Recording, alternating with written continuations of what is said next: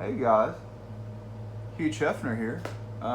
That's my Gene Simmons mask that I made last October.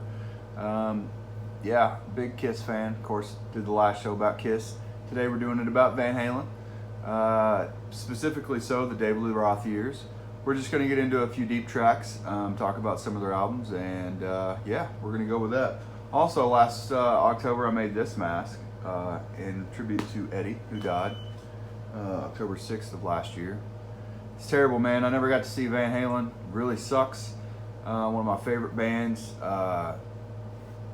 This hit list right here, Van Halen's Best, Volume 1. It got me through Bandcamp freshman year, dude. And I'm telling you what, it really opened the doors for me because it has the best of both. I also have the best of both worlds. A buddy of mine got me a copy of that. And you know, you've got a couple new tracks from Sammy on there. On that album, though, there's a couple new tracks from David Lee Roth. Pretty cool. Big collector here, not really. I collect things, and I'm not a big collector, but I do happen to have these. Somehow they survived my childhood. I don't know if you remember the foamy stickers they used to have back in the late 80s, early 90s. Doesn't have a date on it, but I remember them. They were in the dollar stores, they were in Walmart, they were everywhere. Pretty cool stuff. I love to collect stuff like that, and it's kind of cool that I was able to hold on to those all these years. But I can't remember what order I bought the albums in. I have all of them except for Women and Children first. However, I did just order that because I don't know if I misplaced it or what. This is Van Halen 2 is one I actually just bought last year and got it.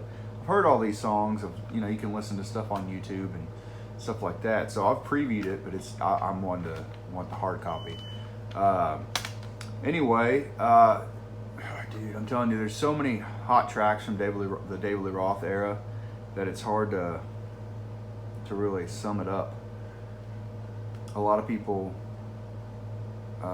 tend to gravitate towards the first album. I love that album, Running with the Devil, being one of my favorite tracks. Little Dreamer, Atomic Punk, Jamie's Crying, Ain't Talking About Love. But I love the Ice Cream, man. That's a killer track.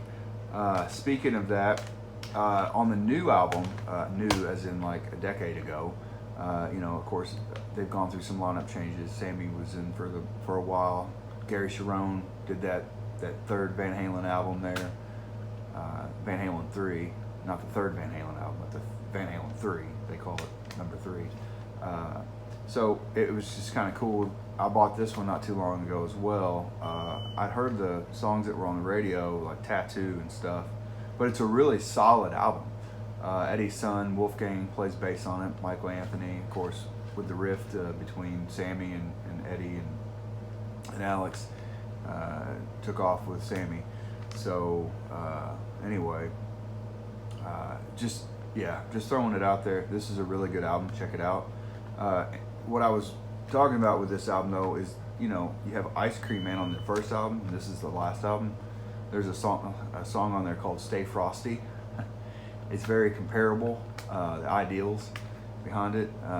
But yeah, there's really good songs in there. Bullet Head. God, it's just a really good album. Van Halen 2 is a good album too. Another one of my favorites is Fair Warning. Very solid album. Mean Streets, Hear About It Later, Center Swing. I mean, it's really fast and hard, this one. It's a major one. One of Eddie's least favorite albums was, of course, Diver Down in '82. But I thought it was kind of cool because Eddie and Alex's dad was on it, playing some woodwind instruments. And then they threw that little song on there, Happy Trails, that everybody knows. And it just showcases their talent, that they know vocal ability. Everybody in the band can sing pretty well. I remember hearing some of the outtakes and demos from David Lee Roth era, and David Lee Roth was all over the place, and in some ways it was really good, in some ways it was really bad.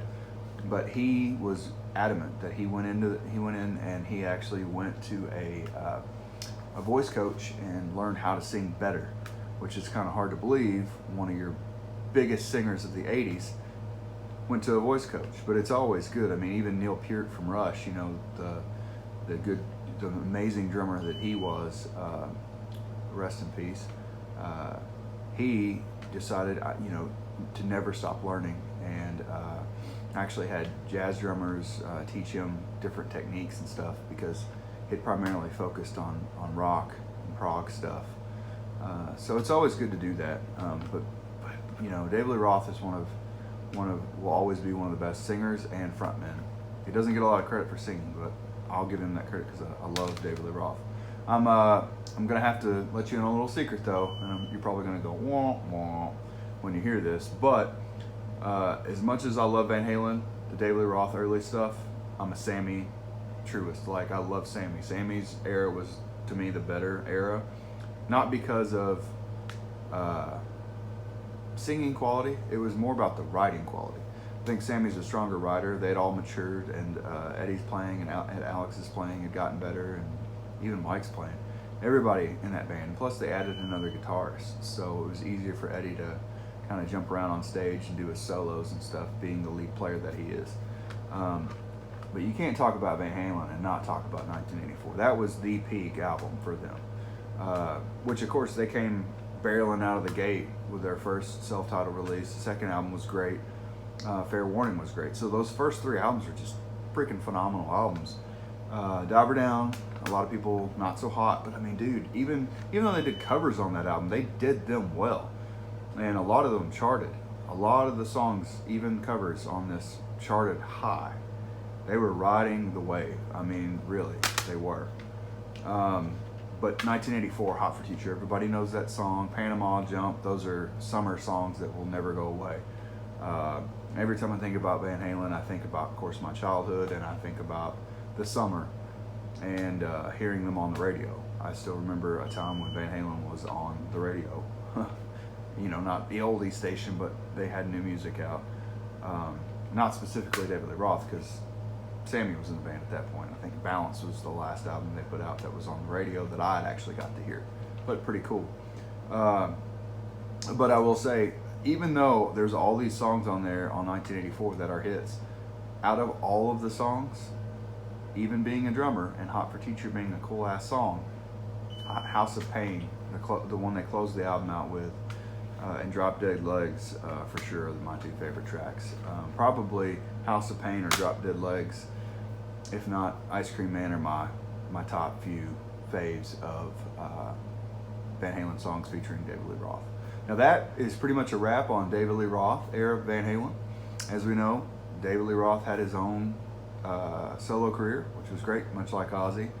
Other frontmen have done in the past, Rod Stewart. But Sammy Hagar is one that I hold near and dear to my heart because it was part of my childhood.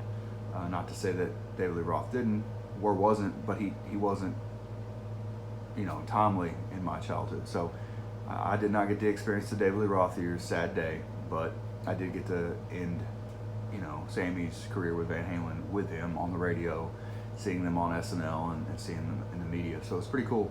But yeah, that's David Lee Roth. Those are my favorite albums, all of them. I can't pick 5 because there's only a few, and those are my top tracks. But my name is Hugh Hefner. I'm your host here at Rock and Robe.